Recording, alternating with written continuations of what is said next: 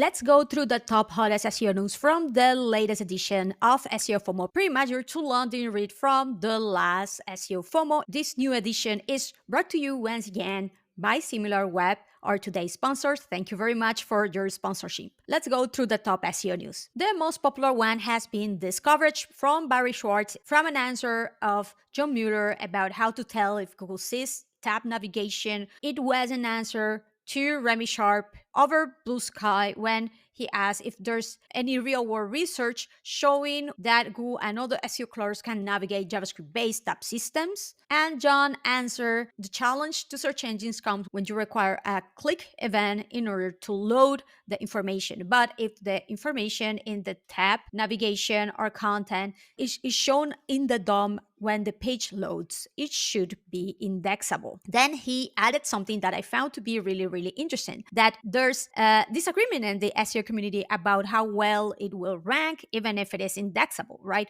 And he mentions how he thinks that the bigger issue is that's easy to confuse users, like making a really long page. Theoretically, the text on the bottom could be found in search because it's indexable, but if a user explicitly wants information like that, they might choose to bounce instead of digging for it because it's very difficult to find. So he highlights the importance about making the really important information that you want to be ranked for also easy to find for users, which at the end of the day, it's totally reasonable and aligned with good user experience. The next most clicked article was another coverage from a clarification by Google's John Mueller, this time by Roger Monti, about reassurance that the anchor URLs in the Google Search Console are okay. In fact, I found interesting how John mentioned he is not necessarily a fan to show both canonical URLs and URLs with anchors in them. They are sometimes shown in the Search Console in their performance report, but there's that, and we shouldn't be worried about them being independently indexed because they are not indexable. The third most popular article was this very insightful piece by Luke Carty about how to get ROAS for e-commerce SEO using Google Analytics. He explained why last click attribution is dead and wonders why in SEO in particular we don't use other type of attributions as they do in paid search, for example.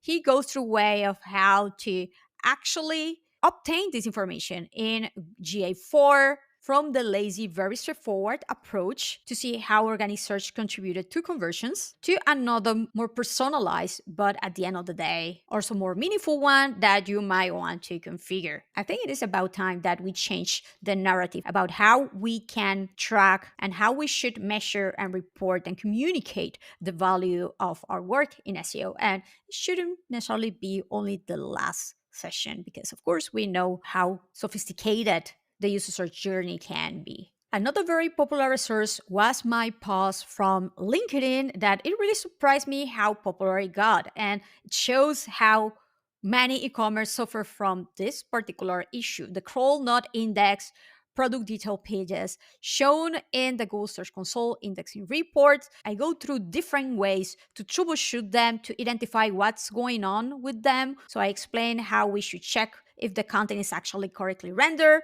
Maybe you're over-reliant on client-side rendered JavaScript and it's just too slow to load to get completely indexed. Check if all the unique, meaningful content of the PDP is also indexable. Way too many times use a couple of reviews and a short version of the description are. The rest might be lazy loaded or dependent on a click event and the content is not actually rendered on the initial page load. And if the PDP incoming internal links are pointing consistently to the canonical meant to be indexed URLs through the navigation, for example, rather than pointing to different URLs. Variations, all of these configurations might be harming the capacity for Google to understand that these are actually meant to be indexed and worthy to be indexed URLs. Last but not least, a ChatGPT brand and product visibility GPT app I created to help you to identify your brand visibility and opportunities in ChatGPT answers for your top brand-related queries, as well as your most popular product-related ones. Go and take a look in case you haven't yet. I want to finish today's editions by